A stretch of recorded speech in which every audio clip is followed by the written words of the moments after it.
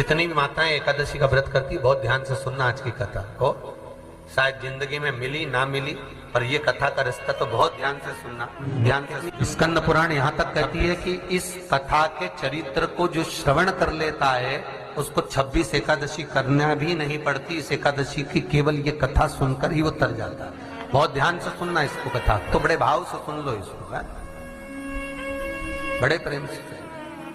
सबसे पहला नियम एकादशी व्रत का, सबसे पहला नियम है कि आप जिस दिन व्रत करो उसके एक दिन पहले भक्ति का संचार इस हृदय में कर लो।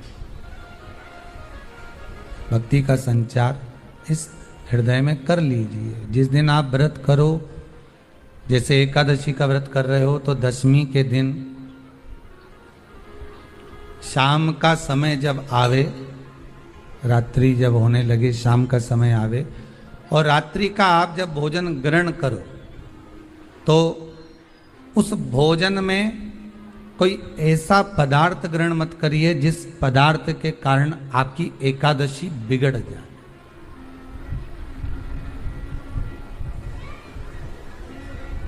कोई बेकार भोजन में ग्रहण नहीं करना, श्रेष्ठ भोजन ग्रहण करिए दशमी के।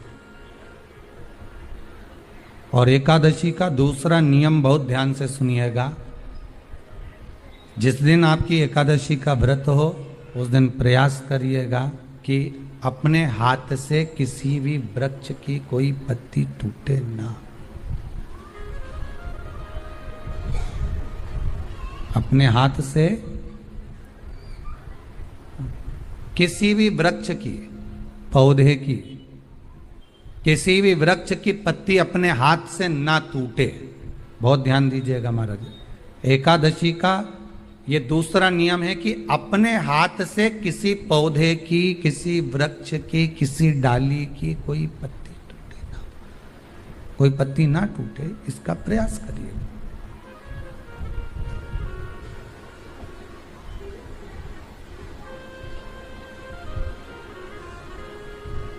कितना सुंदर व्याख्यान कहा है, कितना सुंदर वर्णन है महाराज कि मात्र एकादशी का व्रत कर लेने पर,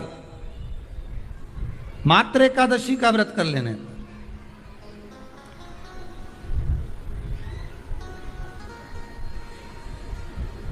जो पूर्व में किया गया हमारा पाप कर्म है, हमने किसी जीव की हत्या करी है, हमने किसी को कष्ट प्रदान करा है, हमने किसी को अपशब्द कहा है, हमने किसी को ताने दिए, हमने किसी को आड़ा टेढ़ा कहा है, हमने किसी को गालियां दे दी है, मात्र एकादशी का व्रत ही कर लेने पर ये सारे जो दोष हैं वो समाप्त हो जाते हैं।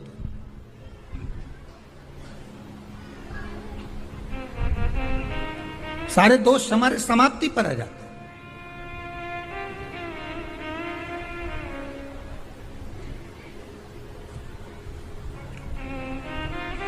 अब एक विचार करिएगा थोड़ा सा अपने मन में, अपने चित्त में, अपनी वृत्ति में एक बात उतारिएगा। एक अपने मन में एक बात को उतार कर रखिएगा कि आप अपने पाप को, अपने पाप कर्म को जिस दिन छिन्न करने वाले हो, समाप्त करने वाले हो, अपने पाप को आप जिस दिन समाप्ति पर लेकर जा रहे हो तो उसके एक दिन पहले आपको प्रसन्नता होना चाहिए कि नहीं होना चाहिए कि कल मेरा पाप कटने वाला है, कल मेरा पाप समाप्त होने वाला है। जो मैंने पाप कर्म करा है वो समाप्त होगा, जो मैंने पाप कर्म करा है वो कल समाप्त हो जाएगा। तो एक दिन पहले आपके चेहरे पर प्रसन्नता हो कि ना हो?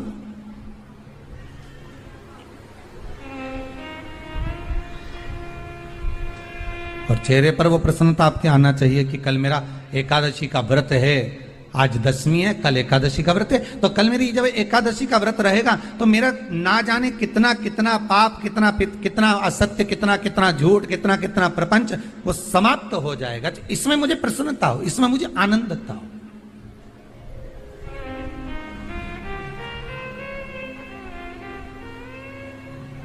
तो क्या कहा गया कि प्रयास करिएगा कि एकादशी के दिन कोई वृक्ष की, कोई डाली की, कोई कोपल की कोई पत्ती ना तोड़ी जाए। क्यों? तो कहा अगर उस पत्ती को हम तोड़ देते हैं, वृक्ष की पत्ती को या क्यारे में लगी हुई कोई डाली की पत्ती को हम तोड़ देते हैं तो एकादशी का पुण्य फल प्राप्त नहीं होता। एकादशी का कोई फल हमारे खाते में नहीं जाता, पुण्य फल प्राप्त। अब फिर भले तुम चाहे तुमने मोरधन खाया हो, चाहे तुमने फिर चिप्स खाई हो, चाहे तुमने फिर व्रत का कितना ही सामान खा गए हो और तुमने सोचा कि आज मेरी एकादशी है, तो फिर उसका कोई फल प्राप्त नहीं है, उसका कोई सुख प्राप्त नहीं है आपको, फिर उसका कोई आनंद प्राप्त नहीं है आपको, तो उसमें कोई आनंद की अनुभूति आपको नहीं मिल रही। को याद रखिए, गौदान और एकादशी, श्रीमद वल्लभाचार्य जी ने मायावत का खंडन करा था जगन्नाथपुरी में, और श्रीमद वल्लभाचार्य जी ने कहा था एकादशी मरने के बाद मत दो, एकादशी जीते जी दो। कहा था कि नहीं कहा था? जीते जी दान करिए। इसलिए जगदीश में, जगन्नाथपुरी में एकादशी उल्टी लटकी हुई है। करें आपने दर्शन?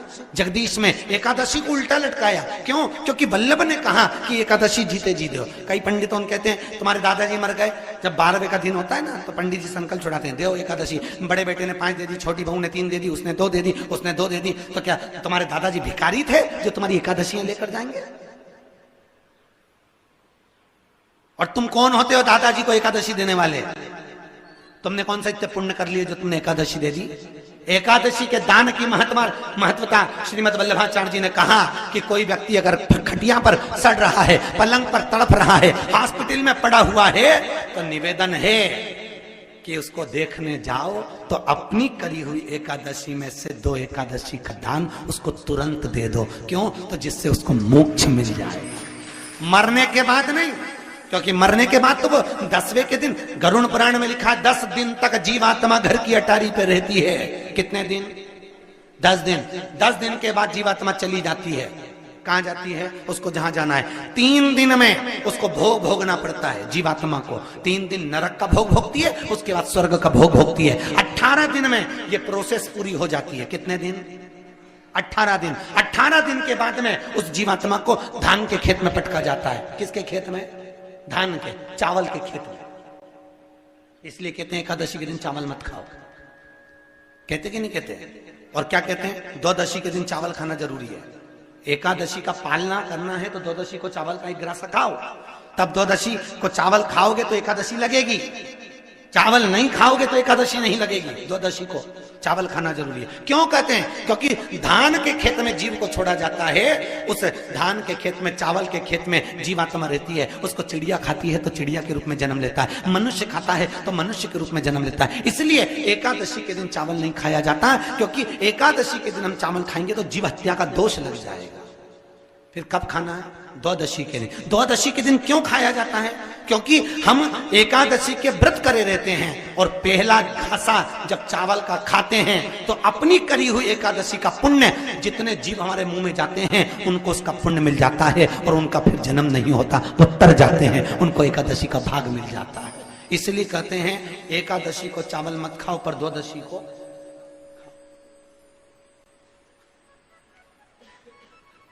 खाइए। 10 दिन तक जीवात्मा है, और आपने एकादशी कब दान दी? बोलो जम के। 12वें के दिन, 13वें के दिन आपने एकादशी का दान दिया, वो मिली उनको? अरे बोलो अच्छे से। कई तो अभी तक कर रही होगी, हमारे दादाजी के निमित्त की कर रहे हैं, कर ले।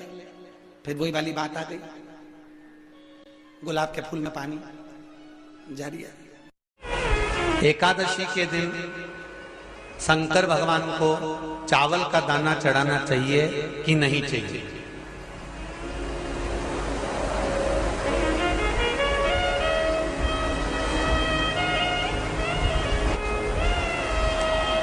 बीमार व्यक्ति से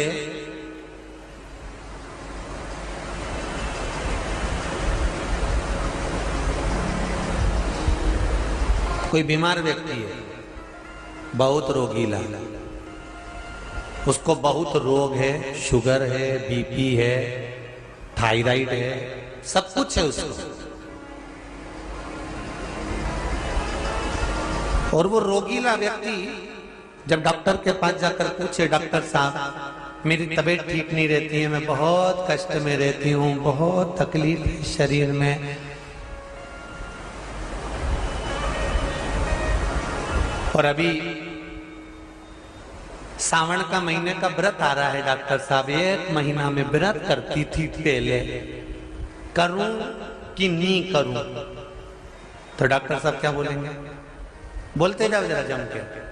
डॉक्टर बोलेगा कि आप व्रत मत करो। डॉक्टर एक बात कहेंगे, शरीर स्वस्थ रखना है, व्रत बाद में हो जाएगा, अगले वर्ष कर लेना, पर अभी शरीर को सही रखने के लिए दोनों समय अच्छे पेट भरकर सात्विक भोजन करो और अपने शरीर को ठीक करो। सात्विक भोजन अपने शरीर को, व्रत बाद में भी हो जाए, अगले वर्ष हो जाए।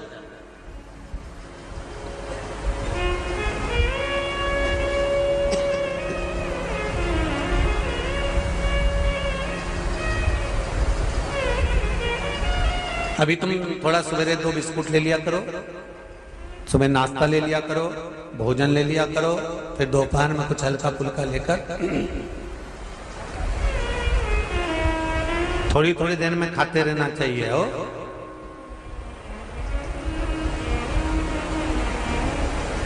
थोड़ा थोड़ा खाओ, थोड़ी थोड़ी देर में खाओ, एक साथ सुरसा जैसे मत निपटा जाए, थोड़ा।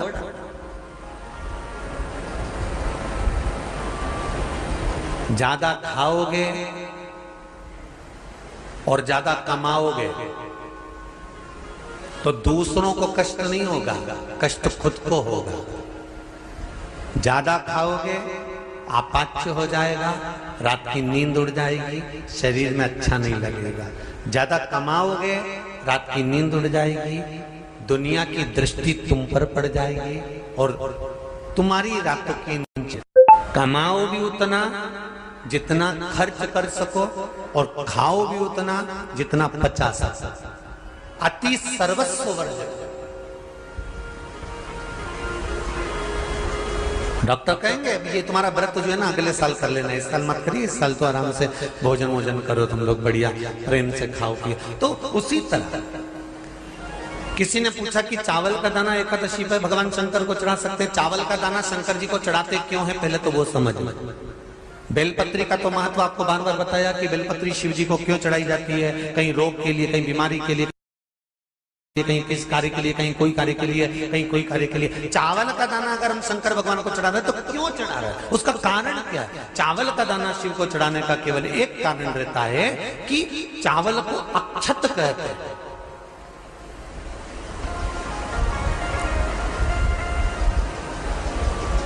अक्षत का मतलब होता है अक्षय।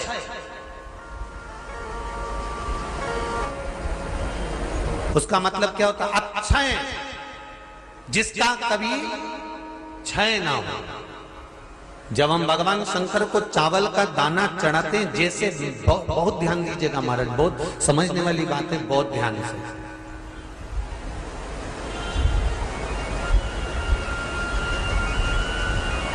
चावल का दाना हमारे मस्तक पर तिलक करने के बाद पंडित जी क्यों लगाते हैं कि भगवान जैसा समय आज चल रहा है, आप पूजन कर रहे हो, पाठ कर रहे हो, दान कर रहे हो, पुण्य कर रहे हो, सत्कर्म कर रहे हो, भजन कर रहे हो, मेरा देव अधिदेव महादेव, मेरा नारायण, मेरा सत्यनारायण भगवान, मेरा राम जी, मेरा विष्णु जी, मेरा भागवत मैया, मेरी रामायण मैया, ब्राह्मण मस्तक पर तिलक लगाने के बाद चावल इसलिए लगाता है कि जैसा समय आज चल रहा है, भगवान तुमको ऐसा ही समय बनाकर रखे और तुम ऐसे ही चार चांद लगाते रहो, दान पुण्य संकीर्तन करते रहो। इसलिए मस्तक पर चावल का दाना लगाया जाए।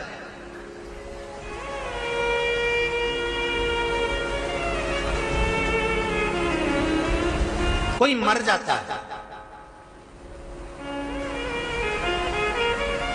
मरने के बाद जब तक पगड़ी नहीं होती तब तक माथे पर तिलक चावल का दाना लगाया जाता है। जम के बोलो जरा, नहीं लगाते। किसी पंडित जी से पूछो, ब्राह्मण देवता से पूछो, ब्राह्मण देवता ये कोई मर गया और हमारा तो नियम है कि हम सिर पे तिलक लगाते हैं, चावल लगाते हैं, या पंडित जी से हम तिलक लगवाते हैं, मंदिर जाते हैं तो मंदिर में जाके तिलक लगवा के हम चावल का दाना लगवाते हैं। क्यों नहीं लगाते? उसका कारण क्या है? जब किसी के मरने के बाद 10 दिन तक 12 दिन तक मस्तक पर तिलक क्यों नहीं लगाया जाता? 10-12 दिन तक माथे पर तिलक या चावल क्यों नहीं लगाया जाता? उसका कारण है कि ये जो समय आया है, तुम्हारे यहाँ जो गमी हुई है, तुम्हारे यहाँ कोई मर गया है, तुम्हारे यहाँ किसी के प्राण छूट गए हैं, तो ब्राह्मण इसलिए तिलक नहीं लगाता आपको, इसलिए चावल का दाना नहीं लगाता कि ऐसा दिन भगवान अब ना लाए, इसको अमर ना करे, इसको अक्षय ना करे, इसको प्रबल ना करे। और जब चावल का दाना, तो यहां शिव महापुराण की कथा करी, चावल का दाना हम शिव जी को क्यों चढ़ाते हैं, भगवान को क्यों समर्पित करते हैं, भगवान की पूजन में अक्षत क्यों समर्पित करते हैं, चावल क्यों समर्पित करते हैं, उसका कारण क्या है? तो कहा आज मैंने जब चावल का दाना आपको समर्पित करा है, जिस भाव से, जिस विश्वास से, जिस श्रद्धा से, जिस मन से मैं आपको रिझा रही हूं, हे भोलेनाथ मेरी ये मनोकामना पूर्ण कर, इसको अक्षय कर देना, इसको अमर कर देना, बस इतनी कृपा आप कर। अब किसी ने पूछा एकादशी के दिन चावल चढ़ाए कि नहीं चढ़ाए, तो यहां तो सीधी सीधी बात है, बीमारी देखकर थोड़ी ना आती है कि नवरात्र चल रहे हैं कि सावन का सोमवार चल रहा है, बीमारी तो बीमारी। तुम चावल मत खाओ। तिरुपति कौन कौन गया? हाथ उठाओ। ठीक है। जगन्नाथ जी कौन कौन गया? हाथ उठाओ। हाँ ठीक है। द्वारका जी कौन कौन गया? हाथ उठाओ। ठीक है। बद्रीनाथ कौन कौन गया? हाथ उठाओ। ठीक है। एकादशी के दिन कभी तुम बद्रीनाथ चले जाओ, एकादशी के दिन तुम द्वारका चले जाओ, एकादशी के दिन तुम तिरुपति चले जाओ, एकादशी के दिन तुम जगन्नाथ चले जाओ, एकादशी के दिन तुम्हारी मर्जी पड़े भगवान के किसी धाम में चले जाओ और भगवान को भोग लगाओ और उनकी थाली को झांक कर देखना, उसमें चावल जरूर मिलेगा। उसमें ऐसा नहीं है कि चावल नहीं मिलेगा। बद्री नारायण में भगवान को चावल का भोग लगा हुआ मिलेगा, द्वारका में चावल का भोग लगा हुआ मिलेगा, आपको जगन्नाथ में चावल का भोग लगा हुआ मिलेगा, तिरुपति में मिलेगा, द्वारकाधीश में मिलेगा, नाथू द्वारा में मिलेगा, सांवरिया सेठ में मिलेगा, काकरोली जी में मिलेगा। आप जहां जाओगे वहां पर एकादशी के दिन भगवान को चावल आएगा, क्योंकि भगवान के लिए परहेज नहीं है। जो काम में डूबा हुआ है, जो आसक्ति में डूबा हुआ है, जो लोभ में डूबा हुआ है, जो वासनाओं में डूबा हुआ है, जो तृष्णा में डूबा हुआ है, और जो माता के गर्भ से जन्म लिया, एकादशी के दिन चावल उसको नहीं खाना। बहुत सुंदर संवाद है, ध्यान दीजिएगा। जिसके घर में कमाने वाले 2-4 हैं, पैसा तो आ रहा है पर घर में टिक नहीं रहा, डॉक्टर में, पुलिस में, एक्सीडेंट आदि में, कहीं गलत जगह पर, व्यसन में अगर पैसा जा रहा है, जुए में, मांसाहार, मदिरा पान, या कहीं आया पैसा आने में कमी नहीं, आ रहा है पर टिक नहीं रहा, रुक नहीं रहा, कोई मांगने आ गया, दे दिया, फिर वहां से अपने पास नहीं आ रहा, अपन कह रहे हैं भैया हमारा पैसा लौटा दो, नहीं आ रहा। तो महाराज शिव महापुराण की कथा कहती है, एकादशी के दिन गंगा के जल में मात्र 7 बेलपत्री डालकर जो नंदीश्वर भगवान अर्थात जो शंकर जी के शिवलिंग के सामने नंदी होता है, उस नंदी के चरण पर गंगा का जल चढ़ाकर बेलपत्री शिव पर समर्पित कर देता है, उसके घर में रुपया रुकना चालू हो जाता है, फिर वो गलत जगह पर नहीं जाता, गलत स्थान पर वो धन जाएगा ही नहीं। बेटा अगर व्यसन में पड़ा हुआ है, मदिरापान में पड़ा हुआ है, मांसाहार में, जुए आदि में जा रहा है, तुम्हें लग रहा है कि मेरा बेटा गलत मार्ग पर जा रहा है, ये मित्र दोस्ती गलत हो रही है, वो सही जगह पर आ जाए, करना है एकादशी।